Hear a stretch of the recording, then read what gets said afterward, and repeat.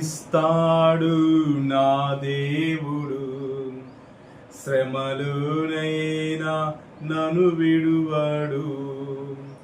అడుగులు తడబడిన అలసటపై బడిన, అడుగులు తడబడిన అలసటపై బడిన, చేయి పట్టి వెన్ను తట్టి చక్కని ఆలోచన చెప్పి నడిపిస్తాడు నా దేవుడు, శ్రమలోనైనా నన్ను విడువడు.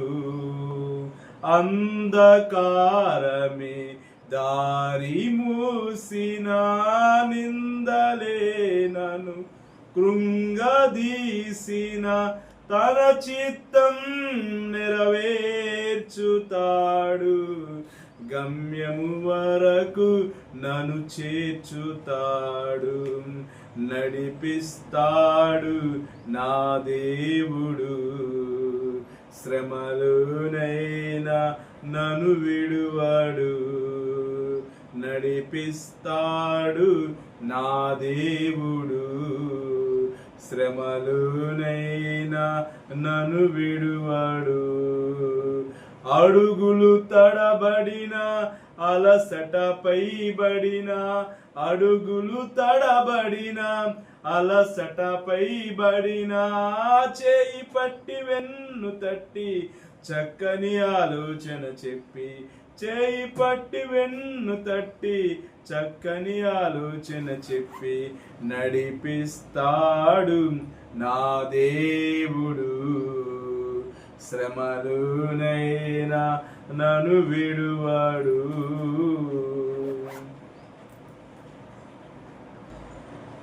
బైబిల్ పరిశుద్ధ గ్రంథంలో నుండి యెషయా గ్రంథము 55వ అధ్యాయము 8-9 వాక్యాలు చదువుకుందాం.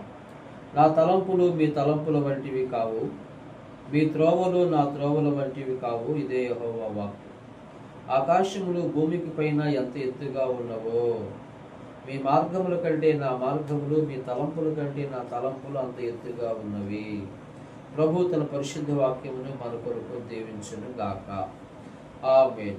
ప్రభు పరిశుద్ధ నామానికి మహిమ కలుగును గాక. చేరువచ్చిన ప్రభు బిడ్డలైన మీ అందరికీ ప్రభు నామములో శుభాలు, ఆశీర్వాదాలు, వందనాలు ప్రకటిస్తూ ఉన్నాను. చాలా సంతోషం ప్రియమైన వారులారా. 21 రోజుల ఉపవాస ప్రార్థనల్లో మరి మొదటి రోజు ముగించుకొని రెండవ రోజు మనం ఉపవాస ప్రార్థనలో పాల్పొందటానికి మీరందరూ రావటానికి ప్రభు మీకు అవకాశం కల్పించారు. దేవుని వాక్యమును మనం చదువుకున్నాం. దేవుని తలంపులు మానవ సంబంధమైన తలంపులు, దేవుని మార్గములు మానవ సంబంధమైన మార్గములు, దేవుని త్రోవలు మానవ సంబంధమైన త్రోవలు అనేటటువంటి అంశమును మనం నేర్చుకుంటూ ఉన్నాము. మన మార్గములను దేవుని మార్గములకు మనము లోబర్చుకోవాలి. మన తలంపులను దేవుని తలంపులకు లోబర్చుకోవాలి. దేవుడు చెప్తున్నాడు, భూమికి పైన ఆకాశము ఎంత ఎత్తుగా ఉన్నదో, మీ మార్గముల కంటే నా మార్గములు, మీ తలంపుల కంటే నా తలంపులు అంత ఎత్తుగా ఉన్నవి అని చెప్పుచూ ఉన్నాడు పరిశుద్ధాత్మ దేవుడు. ప్రియమైన స్త్రీ పురుషులారా, యువతి యువకులారా, దేవుని తలంపులకు మన జీవితమును, మన తలంపులను లోబర్చుకోవాలి. దేవుని తలంపులు ఎంతో ఘనమైనవి, మానవ సంబంధమైన తలంపులు ఎంతో ఘనహీనమైనవి. దేవుని తలంపులు బహు గొప్పవి, మానవ తలంపులు కేవలము గొప్పవి మాత్రమే. దేవుని తలంపులు చాలా విలువైనవి, మానవ తలంపులు విలువైనవి మాత్రమే. కాబట్టి మనము దేవుని తలంపులకు లోబడాలి, దేవుని ఉద్దేశములకు మనము లోబడాలి. ఇక్కడ ఆదికాండము 25వ అధ్యాయంలో ఒక స్త్రీమూర్తిని మనం చూస్తూ ఉన్నాం. ఏముంది ఆమె గురించి? ఆదికాండము 25వ అధ్యాయము 22వ వాక్యం చదువుతున్నాం. ఆమె గర్భములో అనగా రిబ్కా గర్భములో శిశువులు ఒకరితో ఒకడు పెనుగులాడిరి గనుక ఆమె ఇలాగైతే నేను బ్రతుకుట ఎందుకని అనుకొని ఈ విషయమై యెహోవాను అడుగ వెళ్ళెను. చాలు. ఇస్సాకు భార్య రిబ్కా జీవితంలో నుండి మనం ఒక అద్భుతమైన పాఠాన్ని నేర్చుకోగలుగుతాం. రిబ్కాకు వివాహమైన 20 ఏండ్ల తర్వాత ఆమె గర్భం దాల్చింది. 20 ఏండ్లకు ప్రభు ఆమెను జ్ఞాపకం చేసుకొని ఆమెను గర్భిణీగా చేశాడు దేవుడు. వివాహమైన 20 ఏండ్లకు గర్భం దాల్చినటువంటి రిబ్కా ఆ గర్భిణీ బాధలు భరించలేక, ఆ గర్భిణీ బాధలు పడలేక ఆమె చనిపోవాలి అని ఒక తీర్మానం చేసుకుందన్నమాట.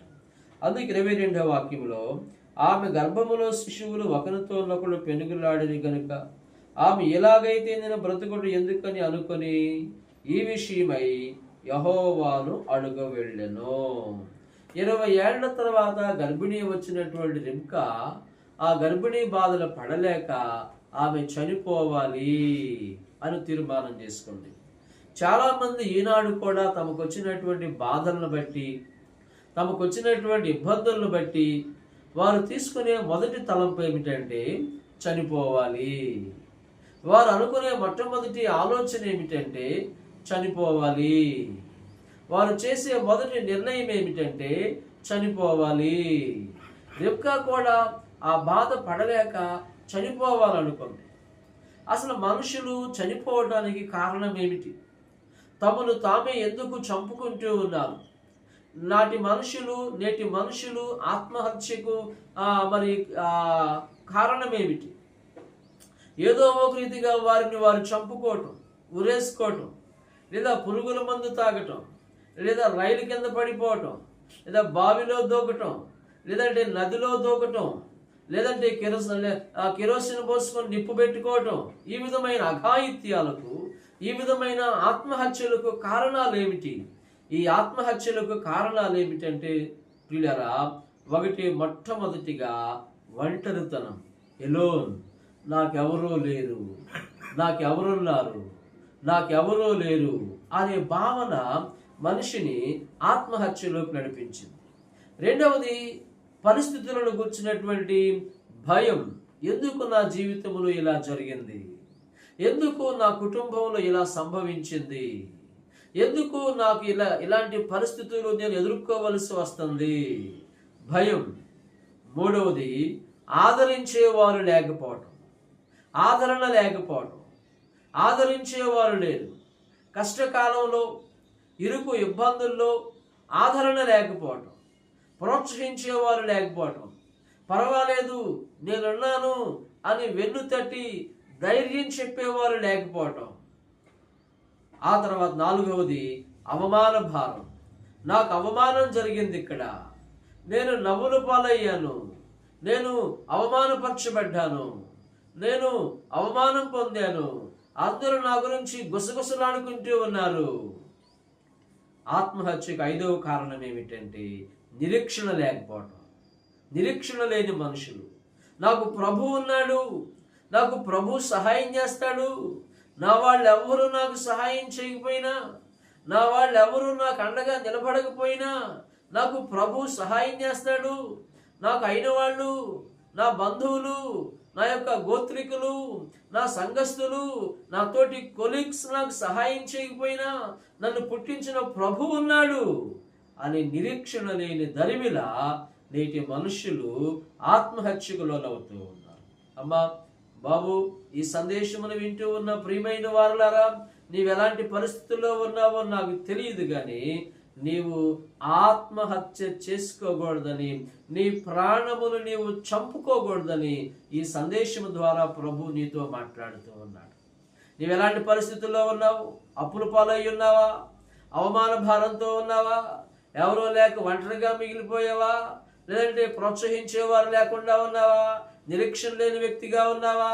నో, నీవు చనిపోవలసిన పని లేదు. ఎందుకంటే నీకు యేసయ్య ఉన్నాడు. ఎందుకంటే నిన్ను పుట్టించిన ప్రభు సృష్టికర్త యెహోవా దేవుడు ఉన్నాడు. నీ కొరకు రక్తం కార్చి ప్రాణం పెట్టి సమాధి చేయబడి తిరిగి లేచినటువంటి యేసు ప్రభు వారు నీకున్నారు. నీ కొరకు ఆయన పరిశుద్ధాత్మను పంపించాడు.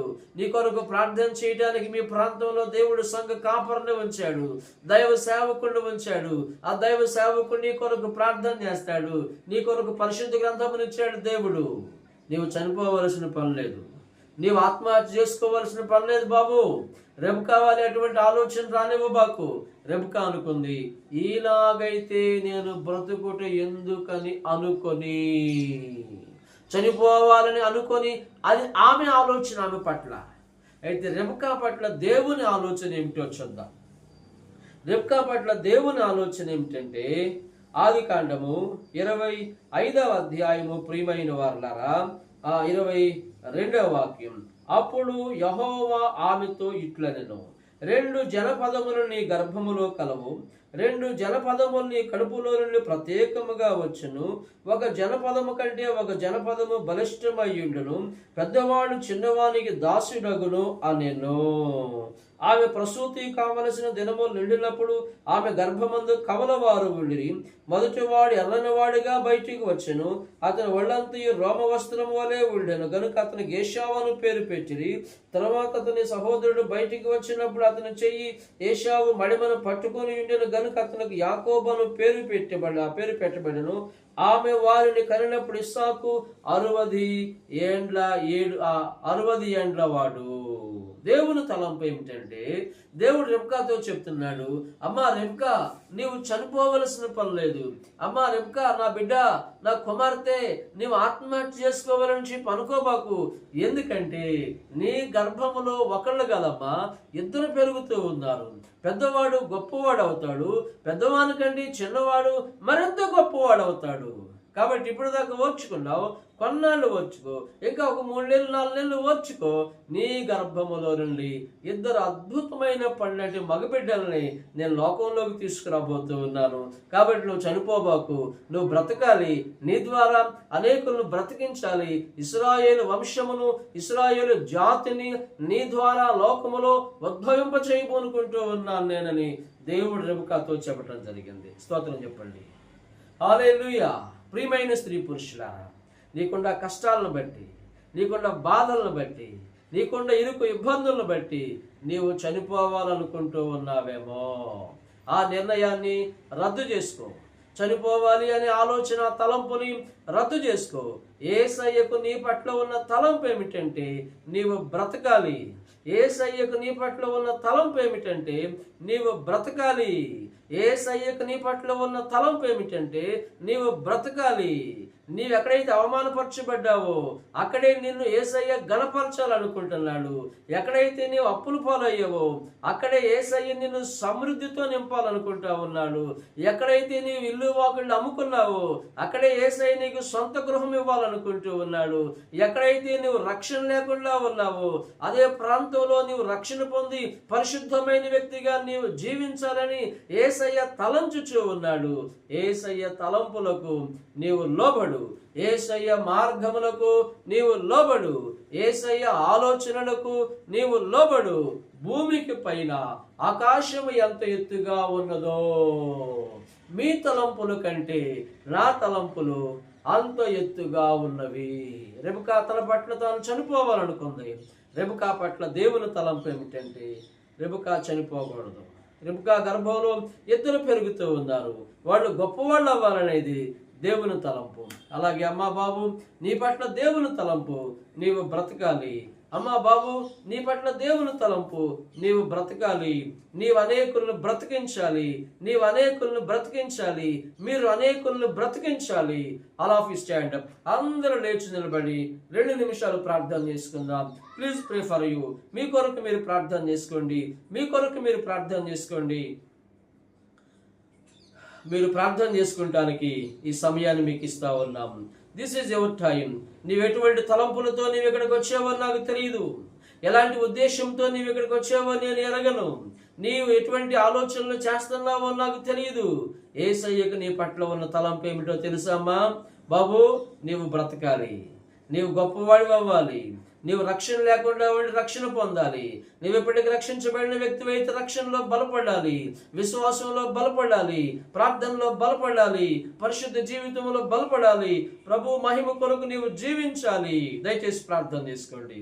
మీరు ప్రార్థన చేసుకుంటానికి మీకు ఇవ్వబడిన సమయం ఇది.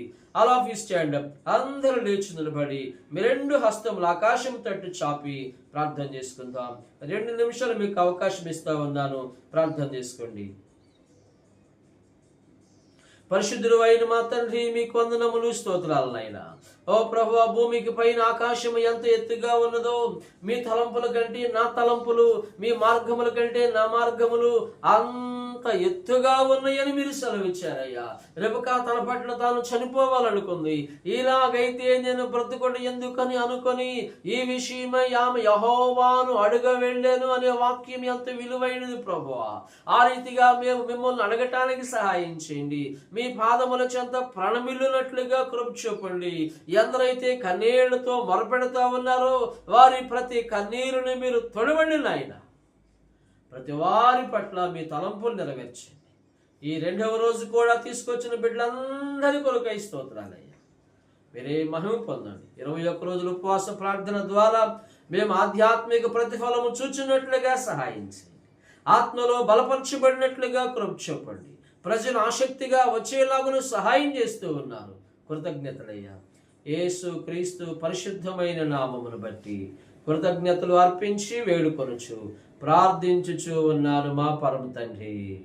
ఆమేన్. తండ్రి ప్రేమ, యేసయ్య కృప, పరిశుద్ధాత్మని ఆదరణ, అన్యోన్య సహవాసం సదాకాలం సమస్త పరిశుద్ధులకు చేరువచ్చిన కుటుంబాలకు తోడుగా ఉండి నడిపించి కాపాడి వర్ధిల్ల చేయును గాక. ఆమేన్. ఆమేన్.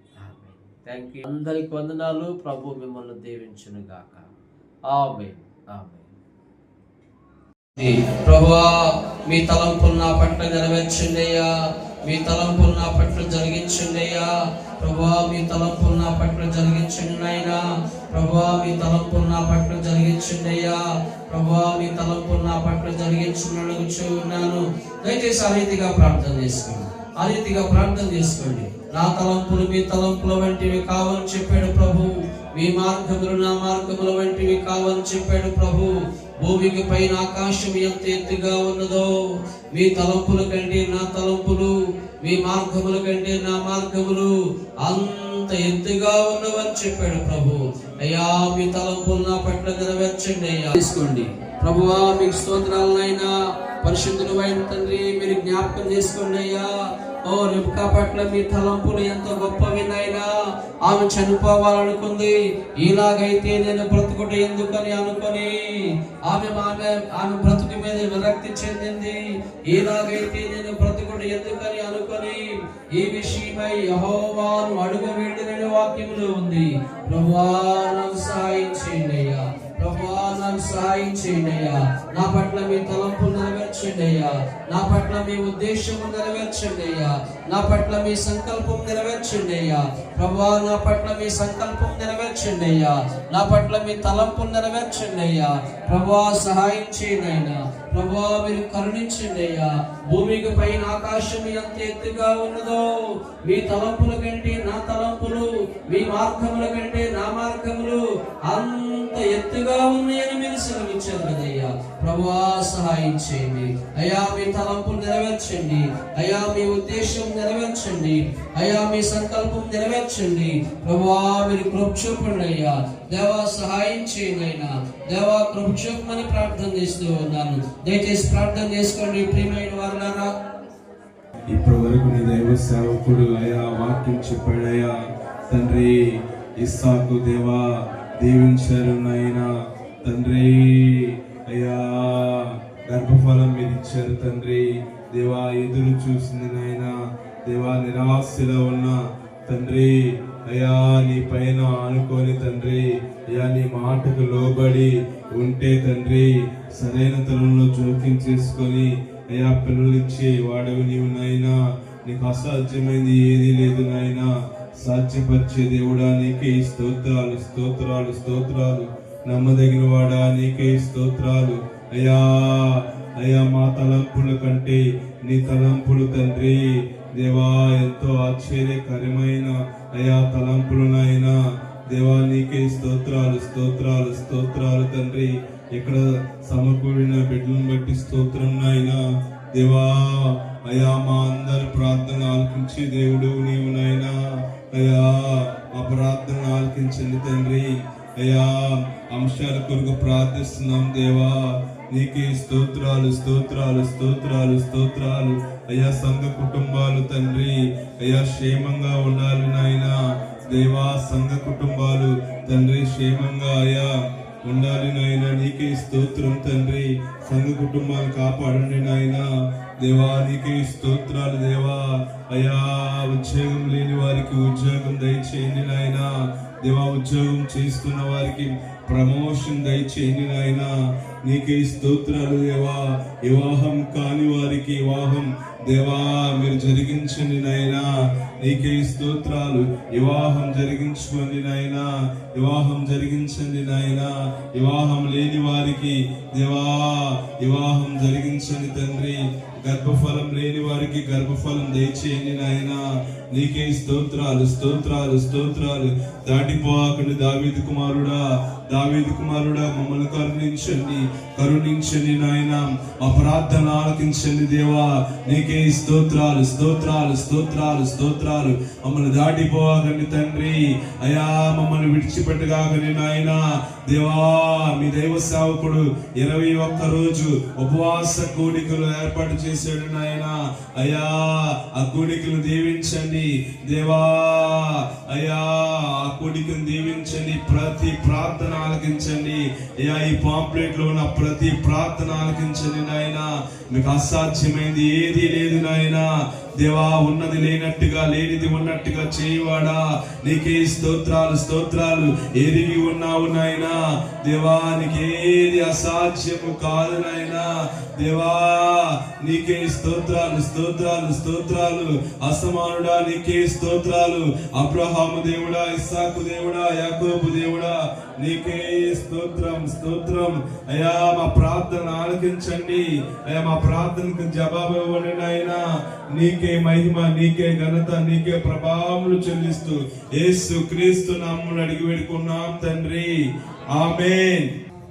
కుమారుడు యేసుక్రీస్తు ప్రభుల వారి దివ్య కృప, పరిశుద్ధాత్మని ఆదరణ, అన్యోన్య సహవాసము సదాకాలం సమస్త పరిశుద్ధులకు చేరువచ్చిన కుటుంబాలకు తోడుగా ఉండి నడిపించి కాపాడి వర్ధిల్ల చేయును గాక. ఆమేన్ ఆమేన్.